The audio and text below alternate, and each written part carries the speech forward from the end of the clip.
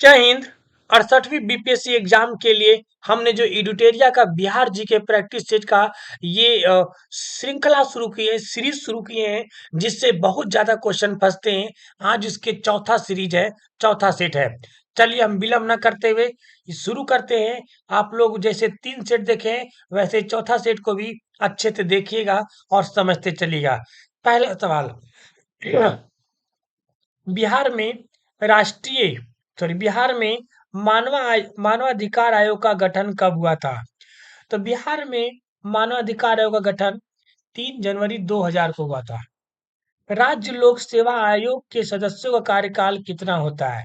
राज्य लोक सेवा आयोग का कार्यकाल 6 वर्ष का होता है। नवादा, अरवल तथा जहानाबाद किस प्रमंडल के अंतर्गत आते हैं?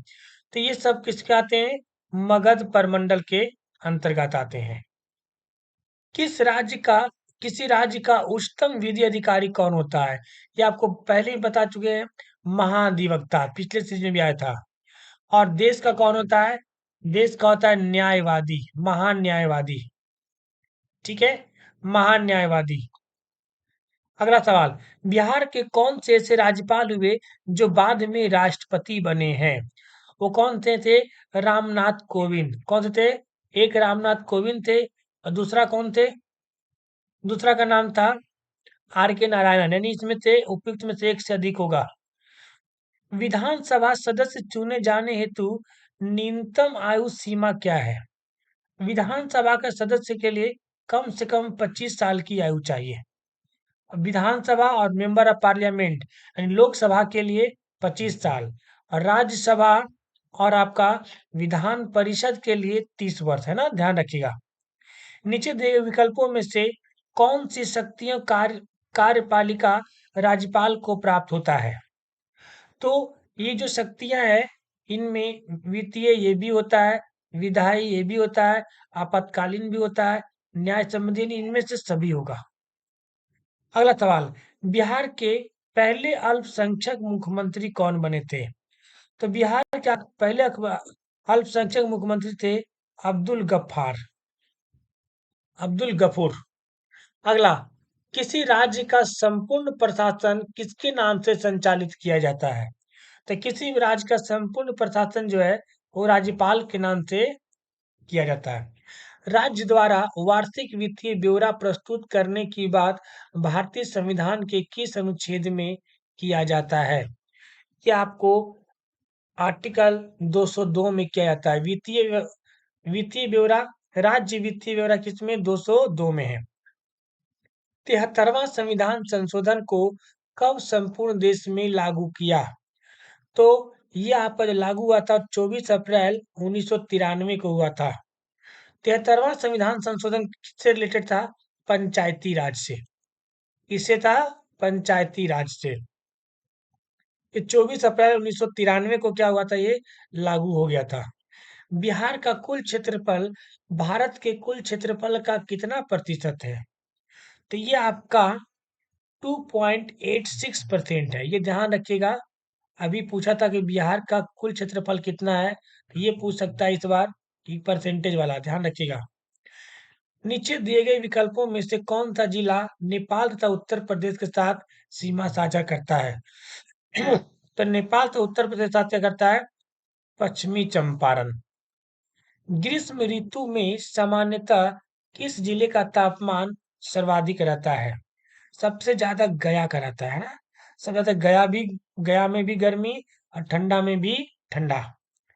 रेत एवं कंकड़ युक्त बलथल मिट्टी किस प्रकार क्षेत्र में सर्वाधिक पाई जाती है? तो ये जो आपका है, ये कैमूर के क्षेत्र में सबसे ज्यादा पाया जाता है। रेत और कंकड़ युक्त बलथल मिट्टी कैमूर के क्षेत्र में। कैमूर ले सकते हैं, उत्तर प्रदेश का आप मिर्जापुर ले सकते हैं, उधर के एरिया में है ना। थोड़ा बहुत सासाराम को भी टच करता है। कोसी नदी किस स्थान पर गंगा नदी में मिलती है? कोसी नदी जो है वो गंगा में किस नदी पर मिलती है? कुर्सेला। ये छपरा के पास और बक्सर के बीच में पड़ता है कुर्सेला, वहीं पर मिलती है। दक्षिण बिहार में किस नदी को हिरण्यवाह के नाम से जाना जाता है? तो हिरनवाग के नाम से सोन नदी को जाना जाता है। अगला सवाल, प्रसिद्ध प्रसिद्ध तुतला जलप्रपात कहाँ प्रसिद्ध है? तुतला जलप्रपात कहाँ प्रसिद्ध है? तो ये आपका सासाराम में। लीची उत्पादन में बिहार का स्थान देश में कौन सा है? तो लीची उत्पादन में बिहार का जो स्थान है वो कहवा है? पहला स्थान है। मुजफ्फरपुर की लीची को जीआई टैग मिला है ना, ध्यान रखिएगा, जीआई टैग। बिहार सरकार द्वारा कृषि रोड मैप 1 की शुरुआत कब की गई थी? तो 2008 में की गई थी। जैविक कृषि को बढ़ावा देने के उद्देश्य से बिहार सरकार द्वारा जैविक कॉरिडोर हेतु कितने जिलों का चयन किया गया है? तो ये आपका है 13 जिलों का चयन किया गया है। सेवक राम तथा हुलाल राल का संबंध बिहार के किस गौरवशाली कला शैली से हो रहा है? तो ये आपका पटना कलम शैली से हो रहा है। किससे हो रहा है? पटना कलम शैली से। मखाना अनुसंधान केंद्र कहाँ स्थित है? तो मखाना अनुसंधान कहाँ है? दरभंगा में। आपको बता दें कि भारत में जितने भी मखाना होता है उसका 90% दरभंगा में उत्पादन होता है और यहाँ के मखाना को जीआई टैग मिला है। ध्यान रखिएगा, 2011 के जनगणना के अनुसार बिहार की कुल साक्षरता दर कितनी थी? तो ये कितनी थी? देखो इसने पूरा एग्जैक्ट नहीं दिया है बट इसमें अप्रोक्स कितना दिया है? 61.8। 61.8। पुरुषों कितना था? 73 और महिला कितनी थी? 51, है ना। बिहार का सर्वाधिक अनुसूचित जाति का आबादी वाला जिला कौन सा है? गया। कौन सा है? गया। ठीक है। शेरशाह का मकबरा कहाँ है? सासाराम में। अगला, सिखों के 10वें गुरु गुरु गोविंद सिंह का जन्म कहाँ हुआ था? पटना में। डचों ने बिहार में अपनी पहली फैक्ट्री कब स्थापित किया था? 1632 में। पटना में हुए 1857 के विद्रोह में कौन सा अंग्रेज अधिकारी मारा गया था? कौन सा अंग्रेज अधिकारी मारा गया था? ये doctor R loyal.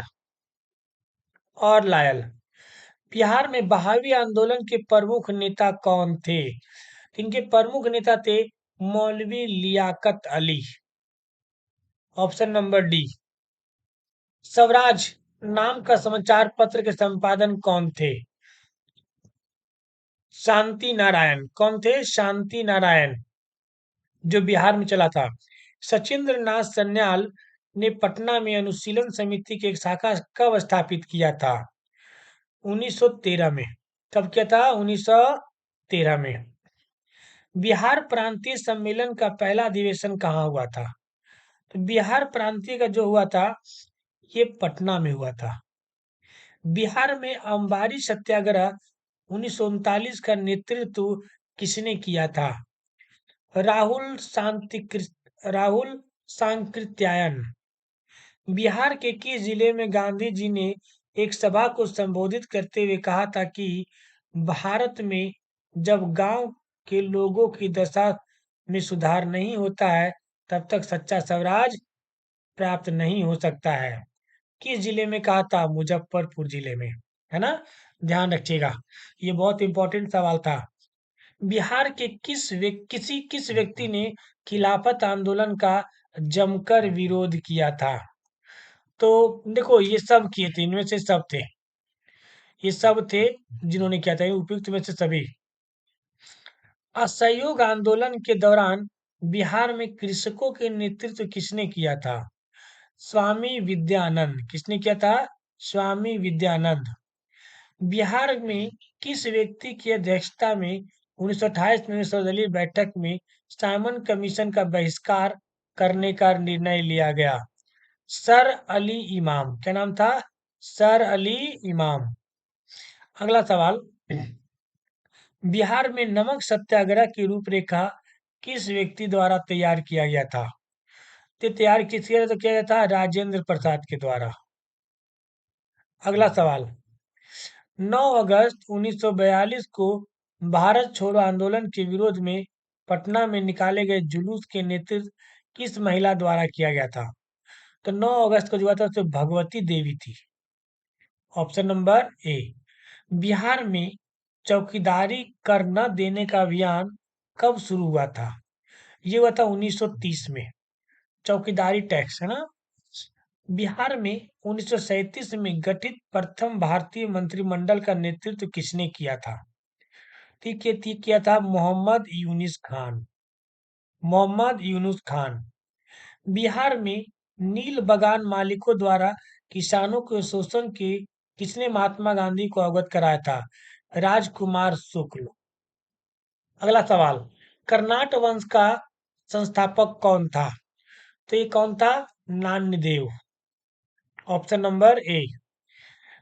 Magadh Mahajanapada में बिहार के कौन सा जिला सम्मानित किया गया था? तो पटना एवं गया। पटना एवं गया। किसके द्वारा विश्व का पहला गणतंत्र वैशाली में स्थापित हुआ था? लिच्छवी। विश्व का पहला गणतंत्र कहाँ था? लिच्छवी में। ध्यान रखिएगा, सवाल पूछा जा सकता है। बिहार के किस जिले से आरंभिक पूरा पसालीन काल औजार प्राप्त हुए थे? तो हुए थे मुंगेर से। कहाँ हुए थे? मुंगेर से। बिंबिसार की हत्या उसके पुत्र अजातशत्रु ने कब किया था? तो ये कब किया था? 493 ईसा पूर्व में किया था। 493 ईसा पूर्व में। किस राजा ने पाटलिपुत्रा को सर्वप्रथम मगध की राजधानी बनाई थी? उदयी ने। बहुत बार पूछा गया है ना, ध्यान रखिएगा। निम्न में से किस ग्रंथ की रचना अश्वघोष द्वारा नहीं की गई है? देखिए, बुद्धचरित्र किसने लिखा? अश्वघोष ने। सूत्रलंकार किसने लिखा? अश्वघोष ने। सौंदर्य नंद किसने लिखा? अश्वघोष ने। चरक संहिता। चरक संहिता किसने लिखा था? चरक एक वैद्य था जिसने लिखा था।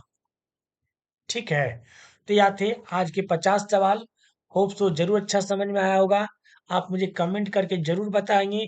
हम बहुत जल्द मिलते हैं आपके अगले सीरीज में। धन्यवाद।